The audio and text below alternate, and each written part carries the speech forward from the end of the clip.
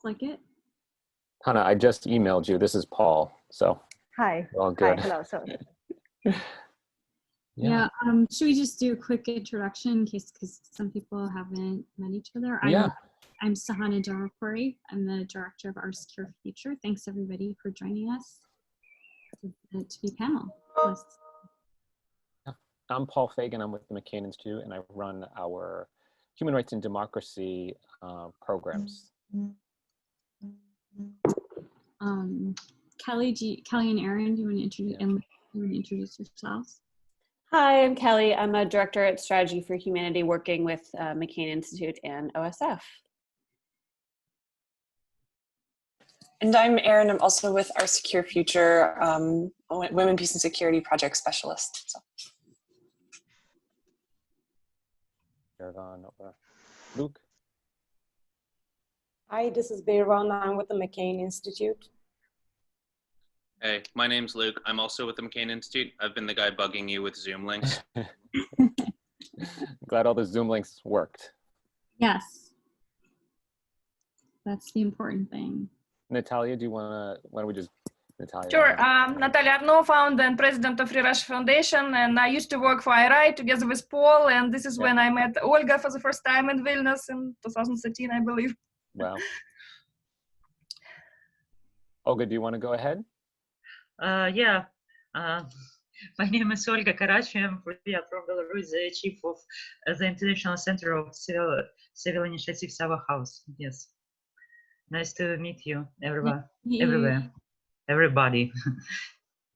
Great to see you. And everywhere. Hannah, and then Elena. hi, my name is Hanna Libakova. I'm a journalist from Minsk, from Belarus, covering the protests and the situation in the country. Nice to meet you, see you all. Yeah. Thanks for joining us. And then Elena, last but not least. Hi. Yeah, my name is Elena. I'm from Ukraine. I'm the chair of the non-governmental organization Women's Information Consultative Center. It's all maybe.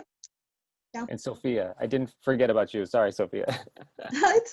Our newest member of the panel. Please don't forget about me. No. Hi, I'm Sofia Orlowski. I know about half of you. I'm at Freedom House. I've been covering Belarus for about 10 years, among many, many other countries. Good to be here. Yeah. Well, thanks so much. I'll just say one word, because we have like 2 minutes before we have to get on, but thank you so much everyone for joining us. This is kind of an incredible group, and we're really pleased that, especially Olga and Hannah can join us. Olga, I know you're in Belarus. Hannah, are you in Belarus right now? Well, I'm not saying this publicly. I mean, this Okay. is my location is now undisclosed. Okay. Well, let's not say that then. Yeah. But you were reporting from Belarus, but at this point it's undisclosed. And so I just want to make sure that we don't say anything. And Olga, is it sort of the same for you? Sorry, say it again, because as Hannah was saying, she's at an undisclosed location. Do we want to just identify that maybe we just don't even say that you're in Belarus? It could be better to say just from Belarus. Okay. From security, for the security reasons, yes. So Olga's from Belarus, Hannah's from Belarus, but yeah, okay.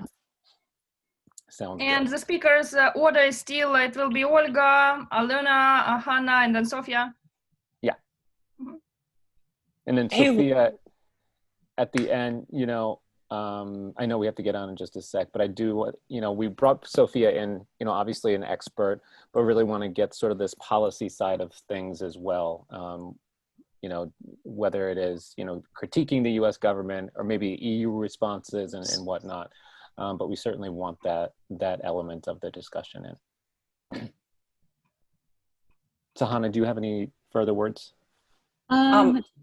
Sorry, can I bother Luke really quickly? Luke, can you just send me the generic link? Mickey is actually just texted me to ask for it. And if you could send that to me in some way, shape, or form, then I can send it to him. I don't have anything. I think it looks like we're all set, and I think it's going to be a great conversation. And just thanks to everyone for joining, making the time to do this. Absolutely. So I see we're at 10. So I guess, Luke, are we going to go live, I suppose? Yep.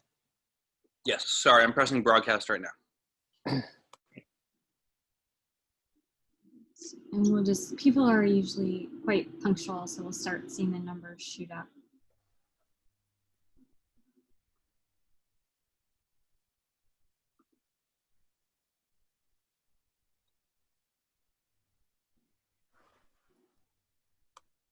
So I'll just give people a few seconds to join us. Welcome everyone as you are joining us. I'm Svetlana Tikhanovskaya, the director of Our Secure Future, and really pleased to be able to partner with the McCain Institute and our colleagues Paul Fagan over there to put together this panel on what's happening in Belarus today, and particularly focusing on women's leadership in the events that are occurring there. I'm just going to say a few brief remarks to kind of set the tone of why we decided to do this event today and have this conversation, and then I will hand the floor over to my colleague Paul Fagan from the McCain Institute. I also really want to thank the panelists for making the time to join us for this conversation. So the question I think that we're exploring today as we look at what's happening in Belarus is that we're trying to understand these events in the context of a women, peace and security lens and framework. And what does that tell us? How does it help us understand the events happening there? And it's very important to hear from our panelists today from their perspectives and experience in understanding the gender dynamics. We can see that the main opposition leader is a woman who is working with a team of other female political leaders, and we know from a women, peace and security perspective that this is very common in other peaceful quote unquote revolutions or movements where women are very active and present.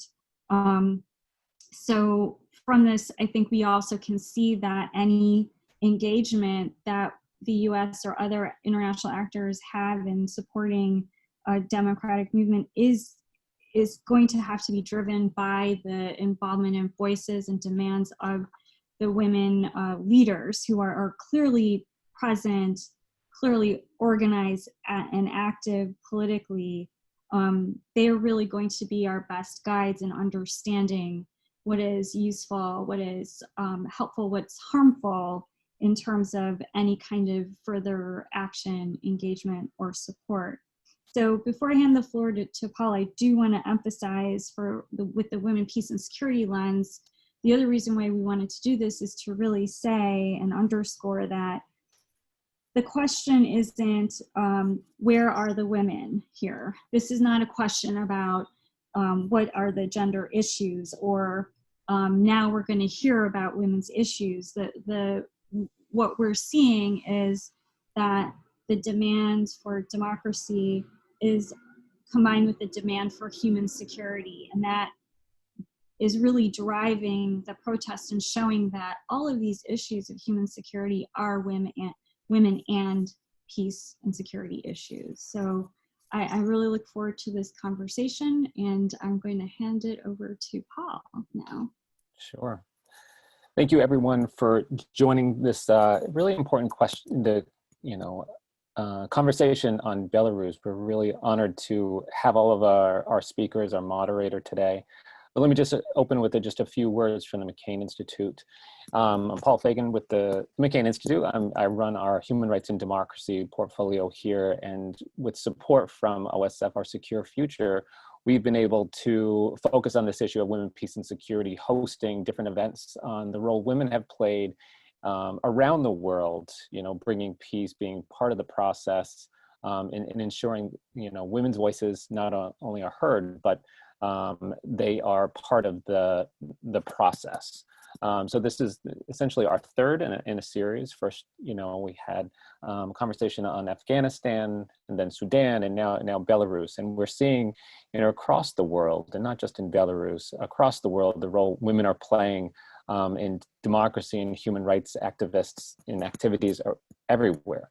And just, we get our inspiration from the late Senator John McCain. And as many know, in this part of the world, he cared very deeply about Belarus, Ukraine. And, to us, if he were still here, he would certainly be, if he could, be in Minsk, but at least be in Lithuania, supporting the opposition, supporting the leaders, all the leaders of Belarus. So we're really honored to have a few of those leaders here today, and people who can talk, firsthand about what's going on in Belarus. So I'm just going to introduce the panel, and then I'm going to hand it over to our moderator, Natalia Arno, as she's an old colleague and an expert not only in Russia but this region as well. But we're really honored to have, today it's going to be moderated by Natalia Arno. She's the founder and president of the Free Russia Foundation, and a former colleague of mine from the International Republican Institute. Next, we have a couple of folks, that represent Belarus. We have Olga Karach, and thank you, Olga. And then, and then we have Hanna Lyabakova, also who has been reporting on what's going on in Belarus. She's from the Atlantic Council, but also a freelance journalist. Second or third, we have Olena Suslova from Ukraine, who has many experiences on issues of gender inclusion and whatnot, but also giving us sort of the perspective from Ukraine and the other places in the region, and kind of compare and contrast and what's going on there. And next, we have Sofia Orlowski from Freedom House, also an expert in this region, to talk about also sort of the policy implications. What's the US government doing? What's the EU doing? Other European countries, and how they're handling the situation. So I'm going to turn it over now to, I just want to make sure I got everyone, Hanna, Olga, and Sophia and Olena. But I'm going to hand it over to Natalia to start us off with this important conversation on Belarus and the role women have played. Sorry, Natalia, Yep. Can I just say one thing before we go on? Absolutely. So everybody knows that the event is being recorded, and we may have panelists sharing some information or photos that might depict some graphic violence, just to alert you to that and prepare you for that. But otherwise, this is a public event and it is being recorded. So I'm sorry to interrupt you, but I just wanted to make sure that everybody knew that. Yeah, Natalia, go ahead. Thank you so much, Sahana, and thank you so much, Paul. On behalf of all the speakers and participants, let me thank the McCain Institute and One Secure Future for organizing such an important and timely event today. Belarus is now in the spotlight of the entire world, and truly historic events are happening now in Belarus. After the fraudulent elections on August 9, when a 26-year ruler of Belarus, Lukashenko, won with a widely implausible number of over 80%, the unprecedented unrest erupted in the country. It's not the first time Lukashenko claimed he won the elections. Having won 6 times, probably his only real victory was in 1994. It's not the first time for Belarusian protest either, but their scale, depth and character this time is really very, very impressive. The Belarusian authorities suppressed protests all previous years as well. But violence and brutality this time was absolutely unthinkable and unprecedented. If any decision maker on the US or European sanctions could just have an opportunity to look at the Facebook page of one of our co-speakers today, Olga Karach, with all these inhumanly, brutally beaten protesters, I think this person wouldn't have any doubt whether to sanction to impose sanctions on Lukashenko's circle for such egregious police violence in modern European history. But there is a very inspiring development in Belarus as well. Unity and massiveness of people demanding changes. And one outstanding aspect of the current pro-democracy demonstrations is that women are at the forefront of the political opposition to a dictator. I won't call him the last dictator of Europe, I'm from Russia, you know. But also women are in the vanguard of civil resistance. And it's really amazing and very, very inspiring. It's not an exaggeration to say that the current Belarusian protests has a female face. And if I had to choose only one photo just describing what's going on in Belarus at the moment with these demonstrations, it will be really difficult task for me. Would it be a photo of presidential candidate Svetlana Tikhanovskaya, or the trio of Veronika Tsepkalo, Svetlana Tikhanovskaya, and Maria Kolesnikova, or 73-year-old Nina Baginskaya, who has been protesting so many years, absolutely amazing, who said people just won't forgive Lukashenko for blood. Or the photo of Nobel laureate Svetlana Alekseyevich, who said, we already entered the era of women. Or just these crowds of amazingly beautiful and brave Belarusian women and girls dressed in red and white. So I'm really extremely honored to be invited to moderate this event with such outstanding panelists. Before I ask them to start speaking, let me remind you that you can ask your questions in the Q&A box. So my understanding is that the chat box is turned off, so only through Q&A. Or you can also raise your hands, and then our great technical host will be help me to unmute you and let you speak, ask your questions. And I also will ask our speakers not to go over time, so again that we have much more time for your questions, which is again always the most interesting part of the discussion. So let me give the floor first to the person I know on this panel, Olga Karach. We met several years ago.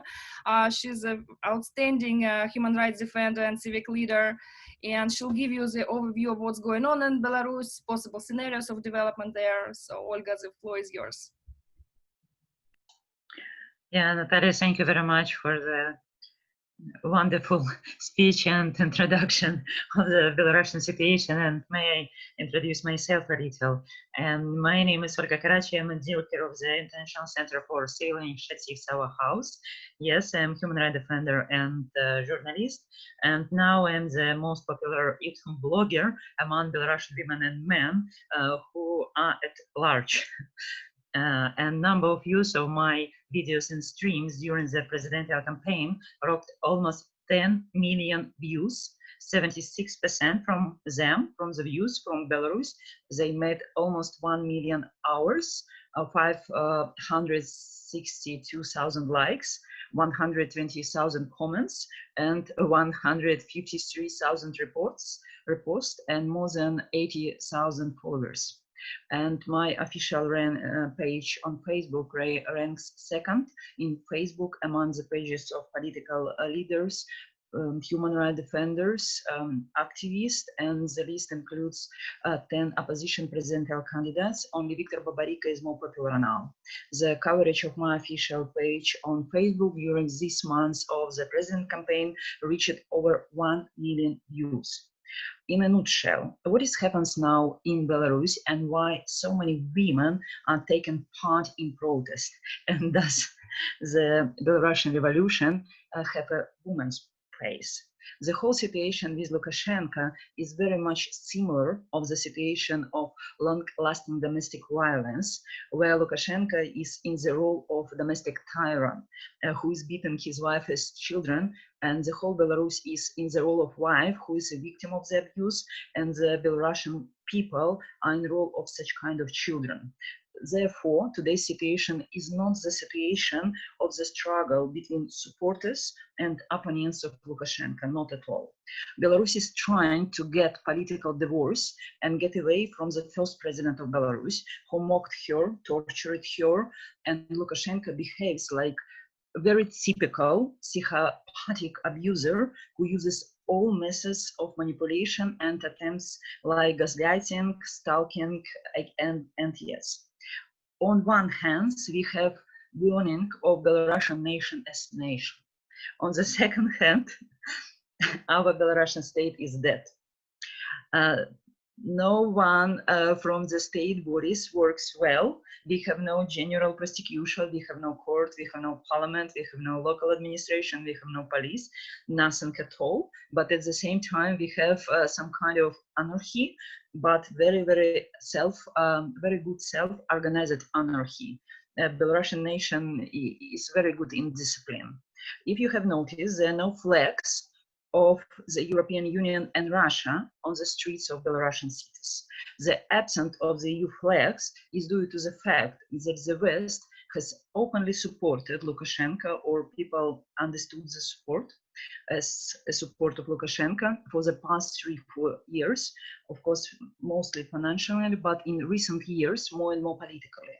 European support for Lukashenko created great disappointment and frustration for the Belarusian people. And this is the reason why we have no European flags during the protest. The absence of Russian flags is due to the fact that Putin was the second after China to congratulate Aleksandr Lukashenko on his victory on August 10.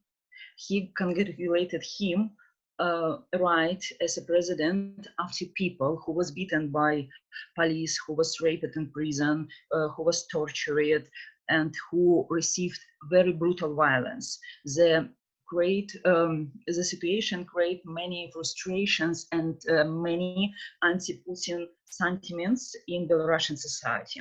You must understand that Vladimir Putin has always been the most popular politician in Belarus, because Belarusian people believed, and by my opinion it was a very stupid opinion, but anyway, that Putin is only the one who will protect Belarus from Lukashenko.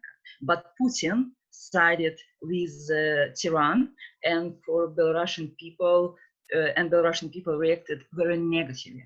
Now we have the highest level of anti-Putin appearance in our society, and including the massive use of white, red, white flags, which were previously associated only with opposition. But today, everyone uses the flags.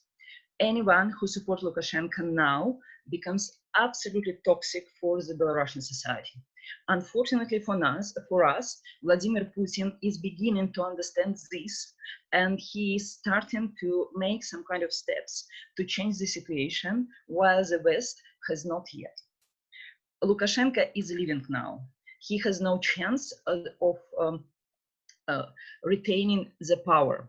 But this is the second phase of the struggle for democratic Belarus. Who will replace Lukashenko? Will this be first scenario of some kind of Donbass with very, very deep and very serious political and economical crisis for many, many years? Or it will be pro-Russian president who will lead Belarus into the deep integration and deeper relationship with Russia? Or, and this is, by my opinion, this is the ideal scenario, and I strongly believe that we can go in the way, it will be pro-Western politician, pro-Western president who will be able to build a neutral relationship with Russia and will be able to carry out all necessary democratic reforms. I believe now that Belarus has very unique windows of opportunity to go to the West and finally become a part of the Western civilization. But this depends not only from Belarusians, it also depends from how far Western politicians and Western governments are ready to be in the game, aiming and struggling for democratic Belarus. We don't expect help or advice from you, but we expect you as our real, equal, partners in this political game for Belarus and win together. We have some very short recommendations for you. So I will be end very soon. First of all, please open the West for Belarusians, but close the West for Lukashenko. In 2010, after the bloody crackdown of opposition forces, this slogan was quite good, but something went wrong. And as a result, the West was closed for Belarusians, but opened its arms to Lukashenko. Secondly, I would like to ask you to adopt 3 packages of sanctions against Lukashenko and his regime. Adopt the Global Magnitsky Act for Belarus and all persons who is involved in repressions, tortured, murders, dismissed threats, or sexual harassment, rapes of children in prison, and another violation of human rights in Belarus, including as well as persons involving in falsification of result of the 2010 president elections. Secondly, we strongly ask you to close and stop any humanitarian, financial, technical assistance to Alexander Lukashenko and his structures. So, because firstly, the money will come to the support of his repressive state bodies, and secondly, because the money will be corrupt. So the criteria of such understanding which kind of support must be stopped is the registration of any international project inside Belarus by any state structures of Belarus or under any state structures of Belarus.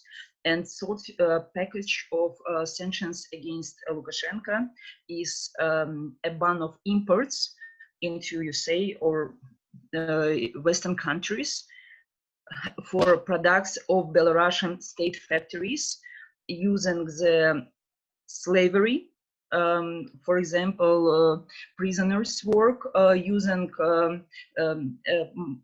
producting of the production with the violation of human rights. It's very easy to identify such kind of factories, and also I am asking to make the list of the factories is open, and with the possibility to add some kind of factories in the list. So I ask you to support the democratical choice of Belarus and peaceful Belarusians, but not the bloody regime of Lukashenko. Thank you very much. Thank you so much, Olga. It's actually very similar to what our pro-democracy Russian leaders and activists are always saying when meeting European or American decision makers, policy makers, media, and so on, that again, we'll do everything in our country ourselves. Of course, all the solidarity and support is very important, and we all appreciate it. But yes, don't empower the regimes, contain the regimes, and engage civil societies in our countries. So it's very, very similar to what we think as well. Thank you, Olga. So let me now, yes, give the floor to a very legendary person from Ukraine, Elena Suslova, veteran of human rights and gender activism, and a researcher with lots of publications, books, articles, and so on. It's really great to have you on our panel, and maybe you can speak more about the role of women in protest movements, and is actually Belarusian protest similar to Maidan, or maybe more similar to Polish solidarity resistance, or just has a unique face? Thank you. Thank you very much. Thank you, Natalia. I will not answer at your question because I think it is too early. I would like to bring it in more distanced situation, and actually I would like to start from today's anniversary. Today is the 113th anniversary of so-called Triple Entente, an alliance between Great Britain, France, and Russia, main allies of World War First. I mention it's not because I would like to bring some parallels to the situation as a whole. It is more because I found the picture related to the date, and I would like to ask to demonstrate this picture at the screen now, if it's possible. 3 women representing 3 emporiums, well decorated for good decoration. I see some parallels with traditional role. Yeah, thank you. This traditional role of women in conflicts, victims of bad guys and decoration of good ones. Sure, many things changed for 100 years. However, many things continue to be the same. Even before president elections in Belarus, we in Ukraine began to look closely at the neighborhood country. For me, it was very important to know what the role of women in all processes will be around. I talk on Ukraine in this context, however, some of tendencies are the same for Georgia, Moldova, Kyrgyzstan as well. Maybe and for Belarus. Let me see. You could take away the picture because it was only for the beginning. Conflict based at binary oppositions. So I also use it for description of my vision of women's role specifically in Ukraine during challenging time of revolutions and war. The final phrase of any of this opposition will be something like my recommendation. These oppositions are following: participation versus representation, traditional status versus challenging roles, and patriarchate versus gender equality. Start from participation and representation. Women were active in all revolutions in Ukraine because they're active in all spheres of society life. However, their participation mainly limited by more traditional roles of support and decreased in periods of higher risk. So, from 108 heavenly 100 killed at Maidan during the Dignity Revolution, 2 persons are women. In losses of civil population and among combats during 6 years of war, women are minority as well. Now we have 8 women combats who were killed during the war, in comparison with more as 4,000 of male combatants. Ukrainian women continue to defend their right to live and to die for values of freedom, dignity, and independence. At Maidan, women established a women's unit protesting gender limitations. Many of them continued it at war as well. I tell about it a little bit later. Important place for decision-making is the parliament. In modern history of Ukraine, percentage of women here was not high.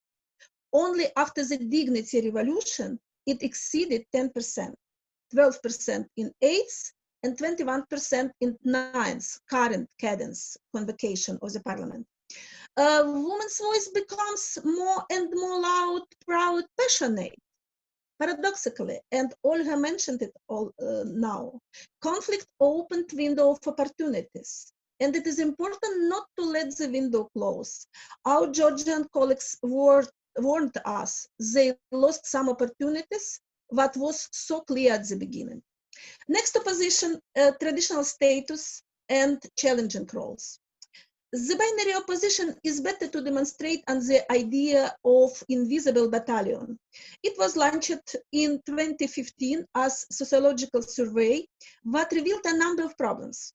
Ukrainian legislation didn't allow women to be assigned to combat positions, so they were enlisted as cooks, seamstresses, cleaners, accountant, etc., while taking part in military combat operations as snipers, grenade launcher operators, reconnaissance soldiers, artillerists, etc. This was done on semi-legal ground. The majority of women who served in the war in Donbass were not enlisted officially and subsequently had no access to social or military benefits, military awards, social status, or career opportunity in the armed force. It changed at first for soldiers and NCOs, later for officers. We continue to work on it further, on change of legislation, policies, procedures, not only in military forces, but also in border guard, emergency services, and other structures of security and defense sector. A lot of work, however, it is important not to leave the way. Particularly now, one of very important things for us is to elaborate procedures against sexual harassment, at sexual violence at job place. And third binary opposition, patriarchat versus gender equality. We are older, we have become more matured on gender equality and non-discrimination. This provoked a corresponding reaction of patriarchat structures, particularly of anti-gender groups, both in Ukraine and abroad. Attacks at women's rights, gender equality, that camouflaged by traditional values and other good words, reminds me picture with Entente that I mentioned at the beginning. To collect information, analyze, discover interconnections and links with invisible mentors from inside and outside is our task now. It is important to do it together. And finally, 2013, 1 month before the Dignity Revolution, at the conference in Almaty on Women, Peace and Security, I said an importance of the National Action Plan 1325 for Ukraine. After the presentation, organizers, OSCE and UN Women asked me, why you need it? You have no conflict in Ukraine. Past year, at the Beijing Plus 25 regional event in Moldova, in Chisinau, participants from Belarus said, we are not interested in 1325 because we have no conflict. Early warning is tremendously important.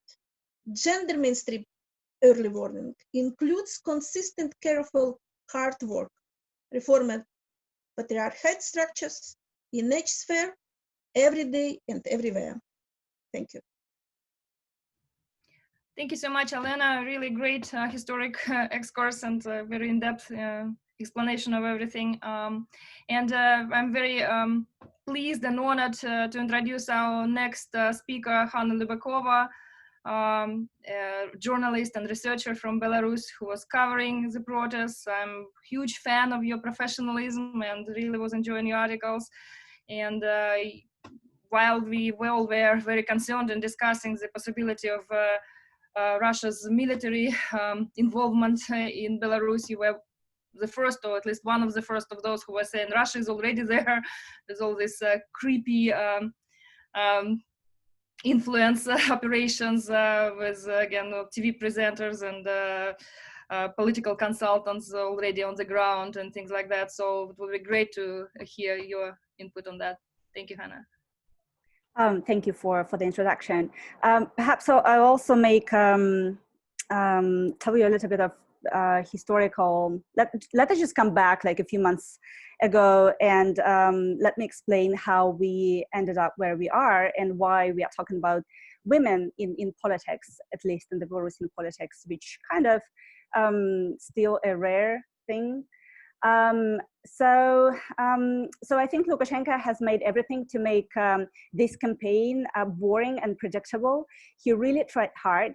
So at first, the kind of this old opposition, traditional opposition, mainstream politicians tried to organize these primaries and tried to identify a political candidate, a presidential candidate who would take part in this election. So they were not really successful and people were not really interested in what was happening. So they were not like involved in politics. But when the pandemic came, like when the coronavirus spread in Belarus and people kind of got disappointed in the bungled response of Lukashenko and his government, people got mobilized, got self-organized themselves. So they really kind of got involved into politics. It was kind of a natural process. And that's how these new three faces appeared. And now I'm talking about these male politicians, male candidates, a blogger, Sergei Tikhanovsky, a banker, Viktor Babaryka, and a former presidential aide, Lukashenko's aide, and this lead creator of High Tech Park, Valeria Tsepkalo. So I'm most certain that you know this story, but what Lukashenko did, so they've become so popular. So Lukashenko arrested two potential candidates, and Valeria Tsepkalo was not registered, right? And here's this kind of most predictable, not boring, but predictable part ends. And now now kind of women are coming, and women are taking this first roles in politics.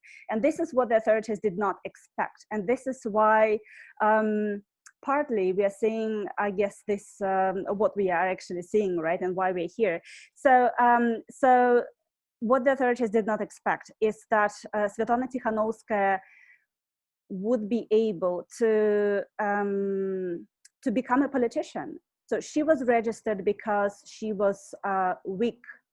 At least that's what the authorities thought. And that's what Lukashenko also did a few years ago when he first registered Tatiana Karatkevich in 2015, because he did not consider her a strong, powerful politician. So she was registered as a presidential candidate. And she officially, at least, lost to Lukashenko 5 years ago in the previous, previous election. Also, a few years ago, 2 opposition politicians, female politicians, were allowed to the parliament, and they've become MPs at the parliament. And the authorities did not consider them threats either. So kind of the same logic was adopted this time. That's why Svetlana Tikhanovskaya was registered. So what the authorities did not expect is that she would join forces with Veronika Tsepkalo and Maria Kolesnikova, who were representatives of these 2 other male politicians. And this female trio became so popular that they would gather literally crowds around the country. So I've been traveling in the past months, and I've been kind of following this change, this progress the female trio made. And literally, Svetlana Tikhanovskaya, it was really interesting to see how she was becoming a politician. She's not just a symbol. Her decisions were decisions of a politician. Her husband was jailed, and she decided to continue campaigning. She was threatened with her children, that her children would be taken away, and she decided to continue campaigning. So she took responsibility. And what I think is missing is that people really kind of started supporting her as a politician. At several rallies, like at her appearances, her speeches, when she talked to people, they would ask her, why don't you stay as president once you are elected? Because her main goal was to organize a new and fair election. But then people would ask her, like, will you support us when you would be elected as president? So they considered her a potential president, a politician, not just a symbol, not just someone who is a replacement of her husband. And I think this is important. Like, when on one hand, Lukashenko keeps saying, or kept saying, that the society is not ready to elect a female politician, a woman as president. He was kind of, dismissing this female leadership. And he said that a female president would collapse for a thing. Well, the society actually showed that people are kind of ready to elect her, to vote for a woman and to have her as president, not just as a symbol. And I think this part is kind of missing, in my opinion. So she has become a politician, right? What I think is also missing, in my opinion, is that this kind of emancipation, this feminism, has been also on the rise in Belarus. This is not something that has appeared just recently, just a few weeks or months ago, when Svetlana Tikhanovskaya became a candidate. There have been already kind of prominent campaigns of women who demanded this law against domestic violence being introduced in Belarus. So this law was later dismissed by Lukashenko, but there were kind of rallies of women who protested. What happened afterwards, what we've seen recently, that women came out to the streets and started kind of protecting men in a way, kind of changing a format of this protest. this is, in my opinion, a continuation of what was happening before. And that's why I think both the female trio and this new format of a protest, women in white, holding flowers, saying that we are for peace, we are for, like we are against police brutality. That's why it's so effective, because this is kind of not chaotic at all. And I think this is kind of missing, this continuation of it, and this the fact that this has been already a trend. So yeah, so kind of again, right? So what happened is that the society is actually ready to vote for a female leader. So that they kind of showed that they don't mind a woman as president, and that this emancipation, this feminism has been on the rise in Belarus. Thank you so much, Hannah. Amazing presentation. Lots of questions to you afterwards. So let me now add Sofia Orlovsky, Eurasia Program Manager, to this discussion of Freedom House. And Sofia will add a policy aspect to the discussion.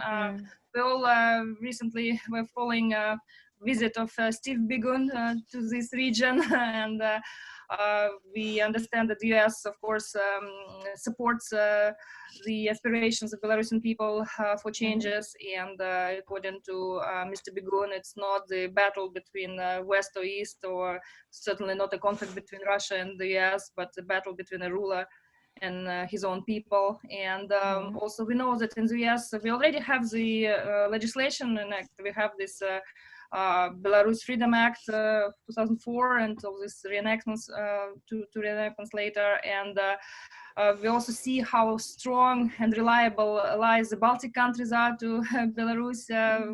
When the Minister of Foreign Affairs, Linas Linkevičius, is calling Lukashenko the former president of Belarus, and also all of them imposed, just I think yesterday, imposed sanctions on 30 people, including Lukashenko and his son. So Sofia, the floor is yours. Thank you. I will provide an overview, and I will try to look at it from the, the role of women and the angle how policy can support that. But of course, a number of things must be said about the U.S. role in supporting this freedom movement. It is very obvious that the United States has lagged behind. The European nations have taken the lead and have been most outspoken, very passionate. As Natalia, you said, the Baltic states taking the lead. Obviously, as immediate neighbors, we saw very strong support from Poland, including a statement from Donald Tusk just the other day, which was very sharp in my view. And the big and principal difference we see right now with this freedom movement in Belarus and the US reaction is that the United States kind of flipped its position with the EU compared to 14 and even 10 years ago after the prior presidential elections. And to a huge extent, this is, of course, the result of the opinions of the current presidential administration, but also the internal politics in the United States that preclude a lot of policy action on a number of issues in the US. And Belarus, of course, is one of them. The US was slow to respond, but not as slow as a lot of people have criticized, in fact, because the first statement from Secretary Pompeo actually came out the day after the elections, but it was largely overlooked and missed in the flurry of other statements and much more vocal expressions of support and condemnation from European leaders and other thought leaders.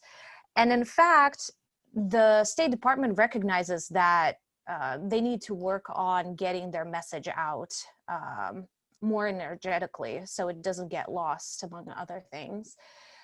So far, we have seen, as Natalia mentioned, the visit of Deputy Secretary of State Stephen Biegun to Lithuania and his meeting with Svetlana Tikhanovskaya was the highest level of engagement so far.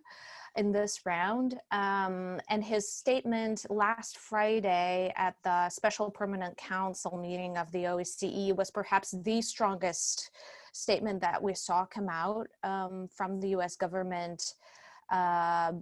He very openly acknowledged the need for new, free and fair elections with independent observation. That was the first time we saw it come out on the executive side of the US government.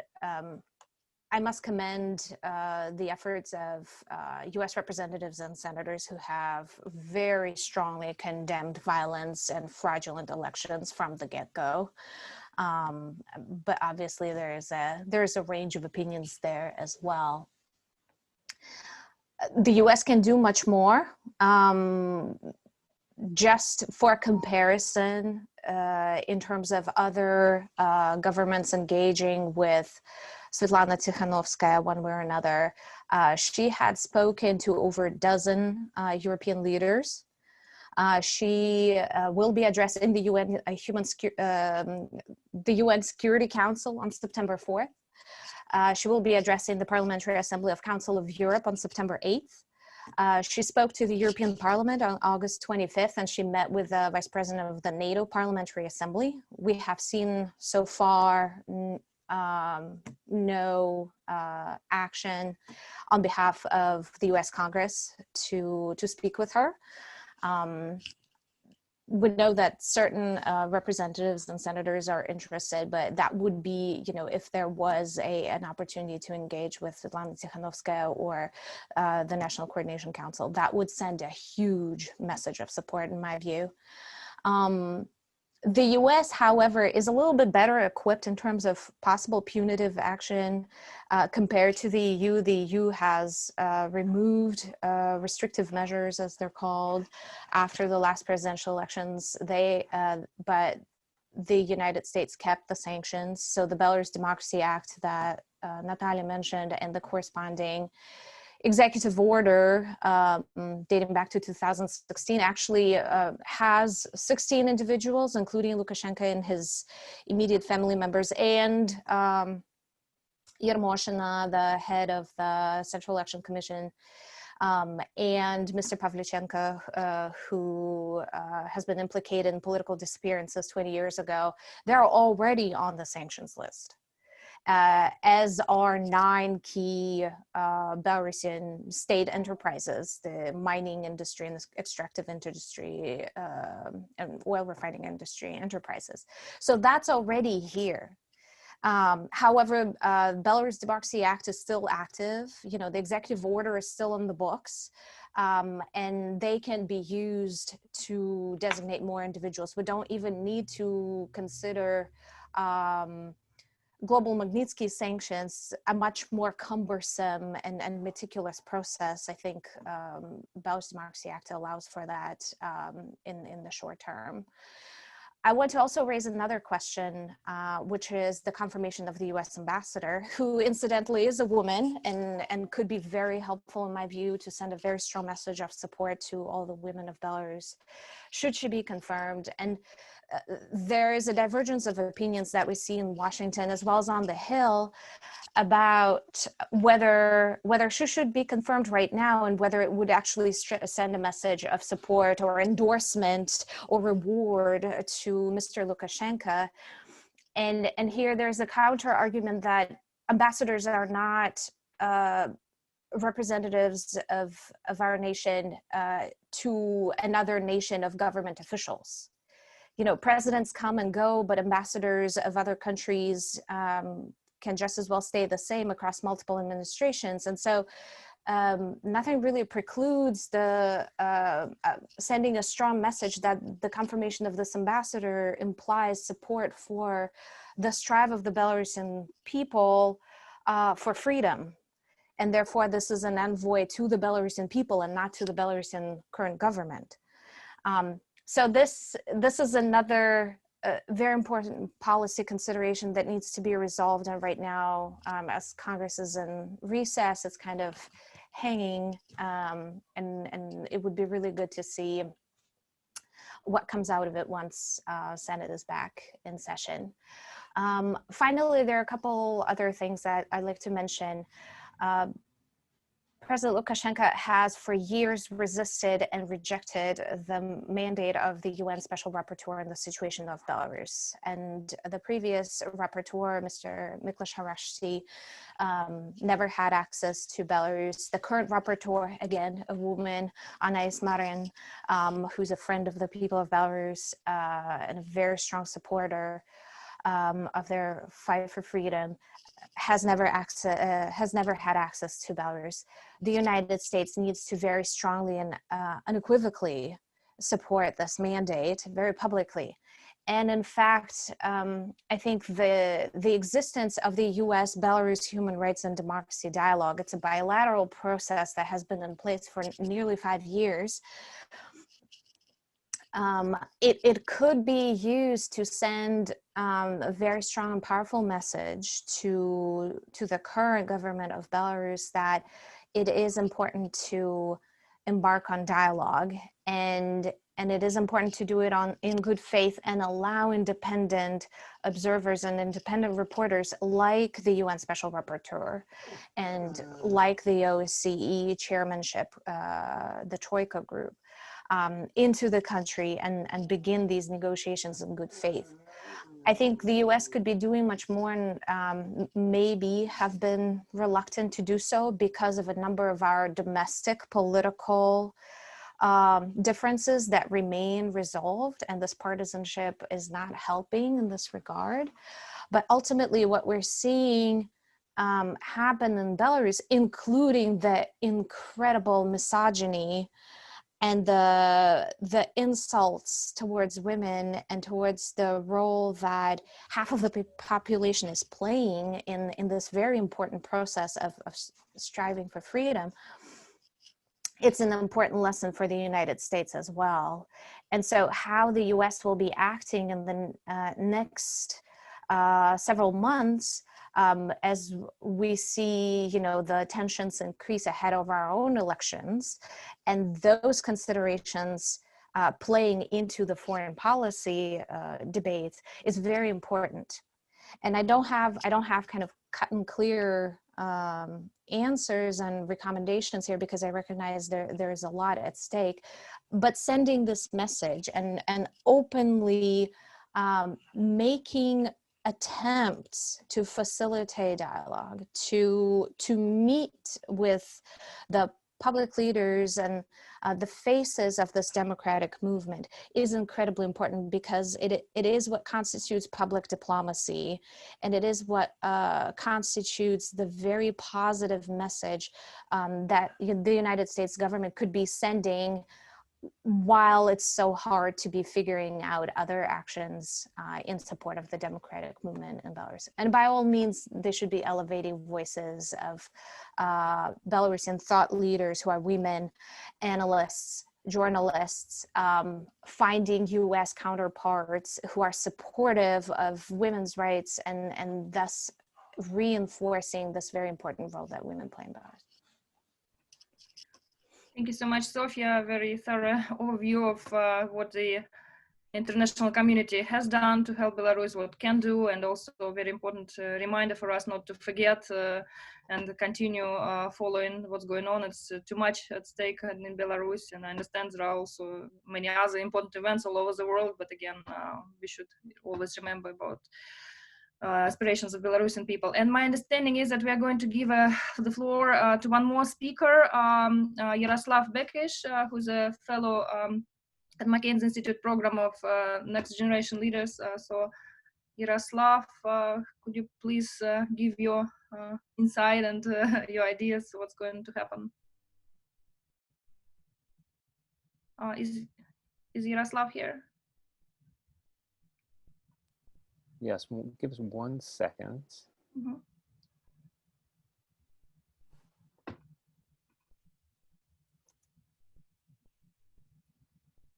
And thank you for being very good with your time. So we have time for questions, and I will encourage all our listeners to start asking questions in Q&A box or thinking about your questions, and we'll give you an opportunity when you raise your hands here. But yes, let's see if Yaroslav can join us. Let's see. I think, no, he's not. Okay. Luke, So Luke, yes. he's, sorry, Luke, you allowed Yevgeny. We need Yaroslav. Maybe Yaroslav is not on. Okay. Okay. So we can continue. So we can just go on to, yeah. So I'll use my power as a moderator and ask a few questions first. So I don't know, maybe it's a question more to Olga and Hannah, but what would you think was the biggest mistake of Lukashenko to schedule these elections for August when it's quite warm to protest? And I remember some previous elections were held in quite freezing temperatures, and or allowing Svetlana Tikhanovskaya to get registered, and maybe if all other candidates, Tsepkalo and Tikhanovsky and Babarika, were registered themselves, maybe it would lead to a more polarization among the society. But instead, it was such a huge unity, and the campaigning of Svetlana was very clear and very simple, with just so that there would be a transition and there will be free and fair elections, and or just underestimation of, as all dictators do, being very outdated and very out of touch with the reality, underestimation of their people and women, first of all. So maybe Hannah, Olga, you'll start. You already unmuted yourself. Okay, Olga. Thank you very much. By my opinion, the main fault of Lukashenko was his reaction for the situation with the COVID-19. And it was his the red button, which was everything. And without the situation with the COVID-19, Lukashenko should win elections in some kind of, without any kind of serious problems. But it was several very serious mistakes of Lukashenko during the COVID-19 pandemic. First of all, he didn't recognize the COVID-19, and even he was pressure to organize the state bodies. Many massive actions, including military parades, subordinates, etc., etc. And you could imagine that it was, on one hand, of course, it was invisible statistics about death and sick people for the COVID-19, but at the same time, it was very affected. The situation was very affected, and we have many deaths. And of course, if we speak about opposition or independent structures, we had the possibility to have quarantine. But for state bodies, not. Even they have to communicate much more, and the situation with the COVID-19 was affected much more, the state bodies much more, and more people from the state bodies were sick. Before, it was very strong line between opposition and the state bodies. If you are loyal, you have some kind of protection. Maybe not for 100%, but it's some kind of protection, you know. But with the COVID-19 doesn't, for the COVID-19, it's not important. Do you support Lukashenko, or you are in opposition? You know, it's absolutely, yeah. It was very clear, and many people from the state bodies were frustrating from the situation. And secondly, Lukashenko humiliated every person who was dead officially from the COVID-19. And it was a very strange speech of him. For example, or the person was too fat, you know, the person was too old, or something like that. And people started to react, and everything, and the rapid mobilization, political mobilization of the Belarusian society was started from the very huge flash mob in the social network with the hashtag "Последнее слово президента," the last speech of president. Everybody wrote some kind of satiric words, some kind of necrologue, how Lukashenko can comment his or her death if they can be dead from the COVID-19. And it was the red button which was starting the whole process. Yes. Yeah, thank you, Olga. Hannah, would you agree that this mishandling of the pandemic outbreak and all these disrespectful statements by Lukashenko, and when these people just couldn't rely on the authorities and had to self-organize to help each other, this was his hugest, like again, mismanagement and mistake? Well, this was definitely the last straw for many people, and this was definitely one of his biggest mistakes. But also throughout the years, he's made so many mistakes. His unfulfilled promises in terms of, salaries in Belarus have not changed in the past 10 years. Like, people are just simply tired of this, right? People know that he's not ready to introduce reforms. People don't see that any progress can come if they have Lukashenko as president. Then these are kind of most recent mistakes. But what happened in the past weeks was definitely something that, well, he will not kind of bring back, and he will not change the situation. This police brutality, his blatant lies, kind of this reaction. He even called people rats recently. So he's just alienated himself from the people to such an extent, kind of, there is no way back anymore. And this is kind of emotional for people now. Like, they feel so detached, so demotivated, so disappointed by him. And even kind of his words about female leadership. Many women I talked to who supported Tikhanovskaya, they supported her because she's a woman. And that's what they said. Like, well, this is too much. Like, how come he's talking this about women, about us? So I couldn't say, I cannot say that this was one reason. This is just, there are so many of them. And also, why is it important that this is kind of a list of reasons? Because they will not disappear. People will not stop, they might stop protesting, but they will not, this discontent, the reasons for it will not stop. And this is I think, important. And that's why it's important to understand that there are so many reasons for people now to protest.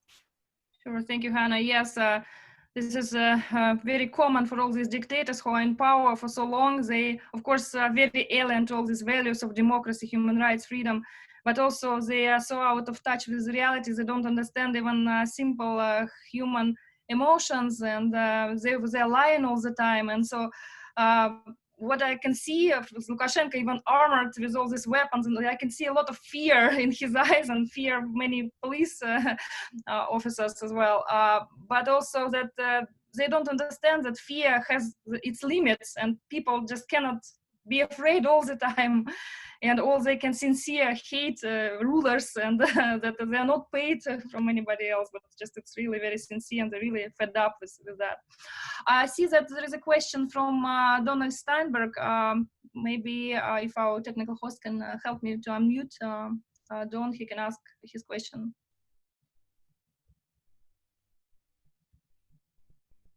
Thank you. Hi, thank you first of all for this remarkable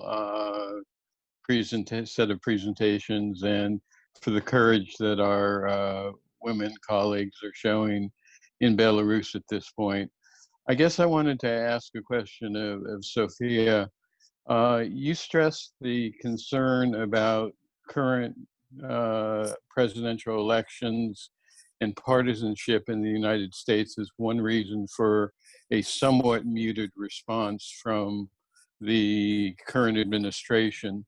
And yet in the past, this would have been a type of situation where both parties would have rushed to defend human rights activists on the ground who are being repressed not only by their own government, but potentially by Putin and Russia. And it seems that I don't really understand why the political dimension would restrain our activity, instead of, the fact that we have not engaged in this kind of aggressive support for liberation movements all around the world. We've pulled out of the Human Rights Council, which would make it very difficult for us to support a rapporteur on the ground.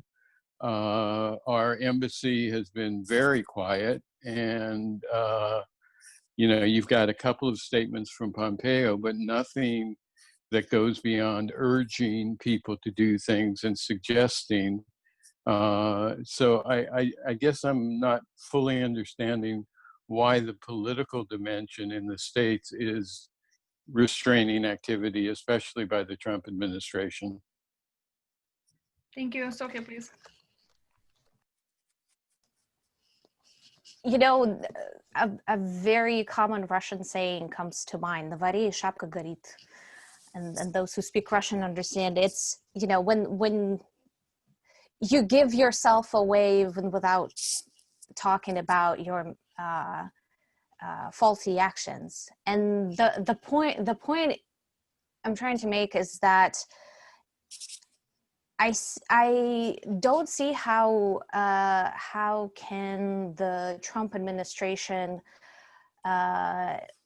be supportive of the freedom movement in Belarus and denouncing violence when we see violence against protesters deployed in Portland, when we saw squashing of peaceful protests through intimidation tactics by military helicopters in Washington, D.C., and when there are a number of social justice protests being violently dispersed across the United States. And so it is a very sensitive issue that, you know, it's hard to reconcile by condemning violence at the hand of the incumbent government and supporting peaceful protests in one country, but doing exactly the opposite at home. And so this is exactly the predicament, and we see it in a lot of cases, not just in Belarus. It happens everywhere around the world, and for countries like the United States, who essentially have lost the moral authority as the champion of freedom over the last several years because of the events that are happening in our own backyard and are being condoned or at least not prevented by the US government. It is very hard for the United States to play that role and also to make the internal argument between the parties and between the branches of the government to support jointly and unequivocally the strive of a particular people for freedom somewhere in Europe or elsewhere in the world when we see what's happening inside our country. Yes, thank you, Sophie, so much. So we have questions through our Q&A box, and let me ask first the question from George Wong. His question is to Olga Karach, but Hannah or others, so please feel free to jump in. So the question is, are there any concerns with Russia becoming involved militarily, like with Crimea and Donbass in Ukraine, with Abkhazia and South Ossetia and Georgia, and with Transnistria in Moldova? And are there any lessons from those cases that the US and OSCE can apply to better support civil society in Belarus to liberalize and orient itself away from Russian involvement? So please, maybe Olga, you start, since it was addressed to you, and anybody else can add. So not now. Maybe you know the information that Alexander Lukashenko, he was calling to Vladimir Putin several times, and he was asking to help with enforcers, because we have quite good situation for us. Many enforcers in Belarus, they lost their position because they didn't want to kill the peaceful people on streets. And Lukashenko needs feel some kind of absence of the enforcers in different positions. But what we have now some kind of informational army in Belarus, because many state journalists from the state television, they were organizing the strike, and they lost the job, and Lukashenko involved the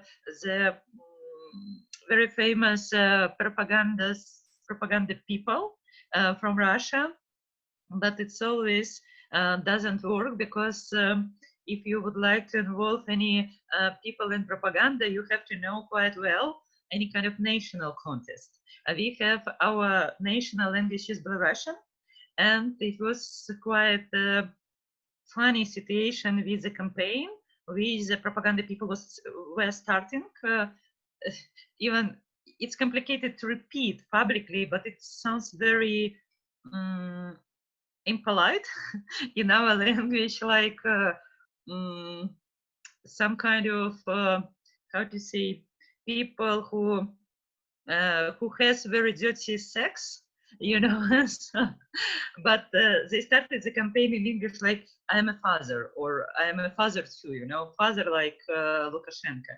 But in our interpretation, it sounds very, very bad.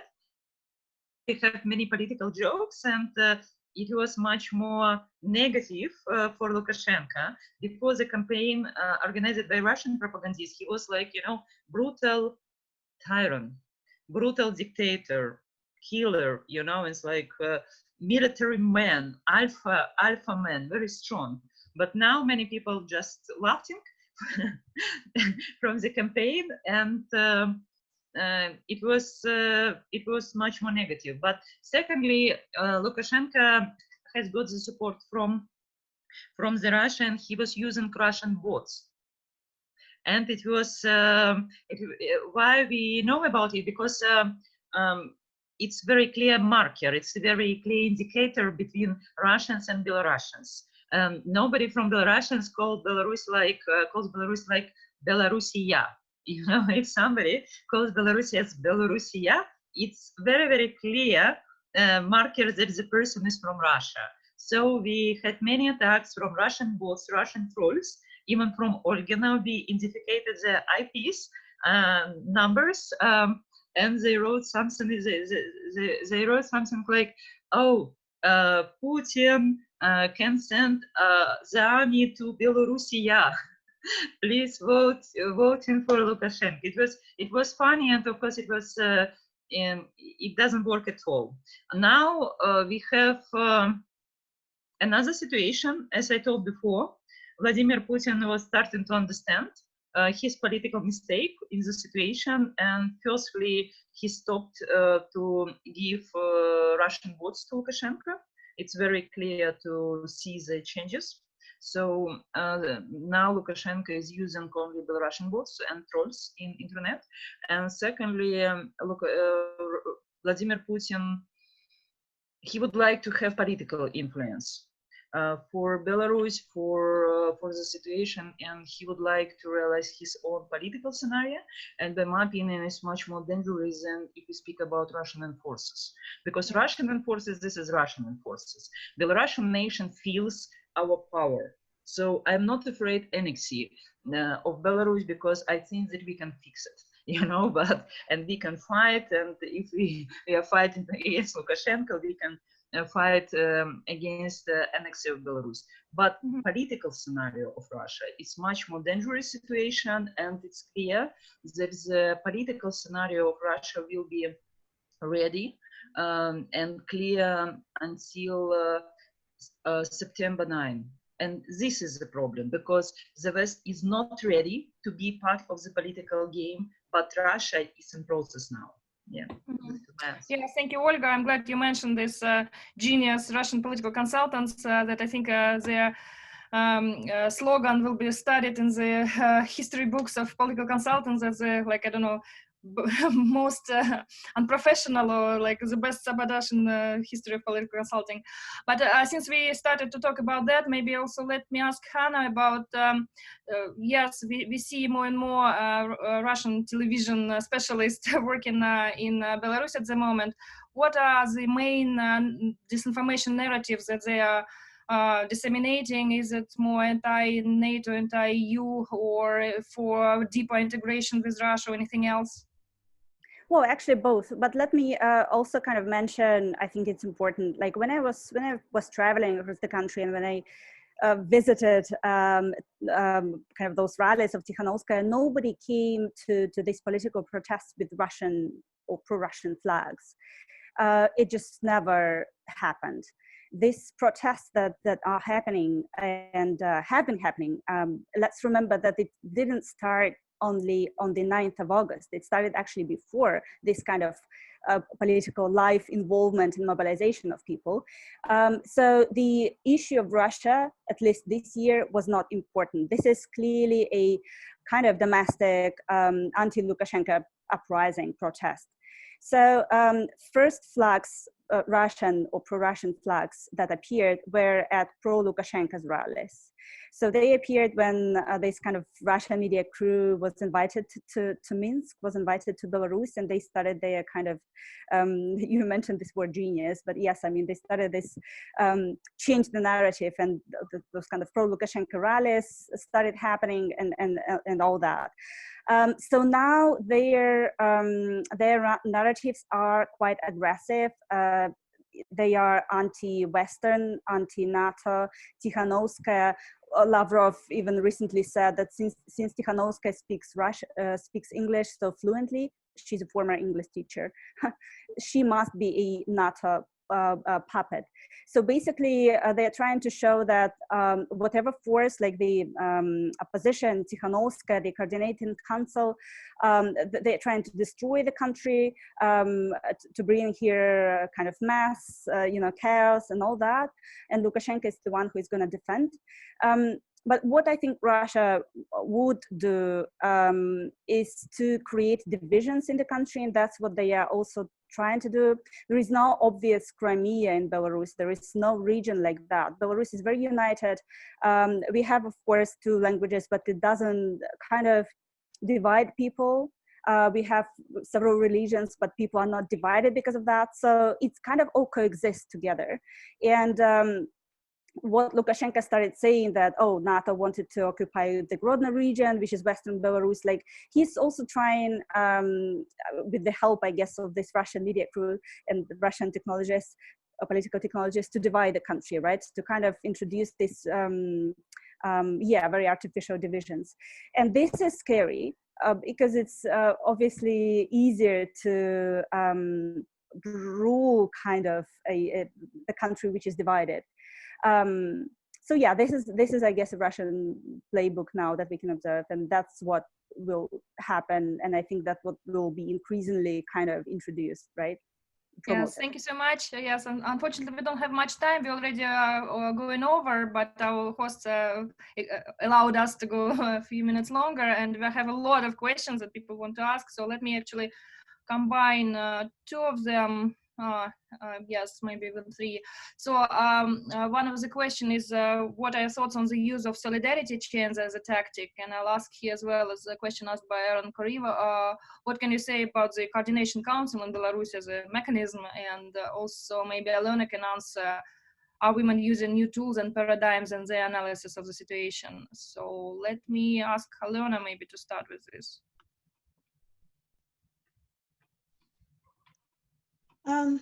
Talking about new tactics, actually no. And I think tactics like solidarity chain is very important, but only when we have the strategy. One of the things that makes us very nervous is the lack of visible strategy in Belarus related to all, to role of women, to role of opposition, to role of consultative council. It is short. Mm-hmm. Thank you. And anything about the Coordination Council or solidarity chains? Olga or Hannah? Let's ask Hannah.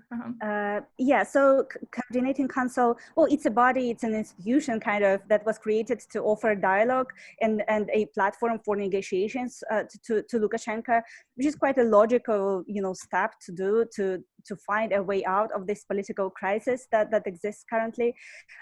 So, well, Lukashenko has been ignoring the council.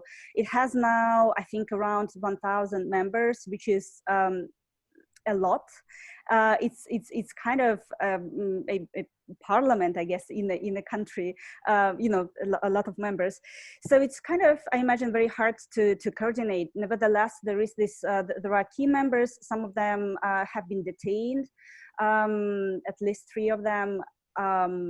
They represent different kind of professional social groups: a worker, member of the opposition, and the lawyer. So, well, Lukashenko is trying to decapitate the council and kind of create perhaps some divisions as well, to kind of detaining some members and so on, and ignoring basically the council. So I didn't really see, for kind of any chance for them to move forward because of this, because Lukashenko is not ready. He doesn't feel weak enough to start negotiating with the opposition. But at the same time, the opposition kind of is trying to find a way to move forward. So that's kind of the role of the council. Mm-hmm. Yes, thank you so much. And probably our final question. There are two questions which Olga, you wanted to add? Yeah, very short comments. By my opinion, I really respect the Coordination Council as a symbol for hopes for the future life. But for me, Lukashenko is not the political subject anymore, because again, he is too much toxic for Belarusian society. I don't believe in any dialogue with him. I believe in any kind of different scenario with involvement of international actors. For example, EU countries, you say, maybe UK, I don't know. It must be, of course, part of our discussion, but at the same time, it's very important to understand, again, a Coordination Council, but the Coordination Council is not managing of the protest movement. They cannot stop the protest, they cannot change any format of the protest, so this is different, totally different groups who is managing everything. And by my opinion, it's very important if we speak about dialogue. Firstly, it must be dialogue between the West and the Belarusian civil society, Belarusian grassroots, because Belarusian grassroots is very open to the West, and we are fighting for the Western values, free elections, the right for life, etc. But it's not the question about dialogue between Lukashenko and the opposition, because we are majority. We are on power, not Lukashenko. He is an absolutely minority. It's not sense to speak with him, because yes, he has weapons, yes, he has support of forces, but again, he is not political subject. Yeah, this is my opinion, and we have to discuss. Yes, thank you very much. Thank you, Olga. Very powerful statement. Yes, I think Lukashenko and Putin should go where they're supposed to go together. So yes, and probably final questions. Let me combine them into one, and maybe let me ask all of you very briefly respond to these female questions. So among those protesters and voters who expressed support for Tikhanovskaya because she's a woman, did they clarify why her gender is important to them? Do they express traditional gender expectations, such as the belief that women politicians are naturally less corrupt or better able to handle health crisis? Or do they have expectations related to the actual performance of women politicians elsewhere?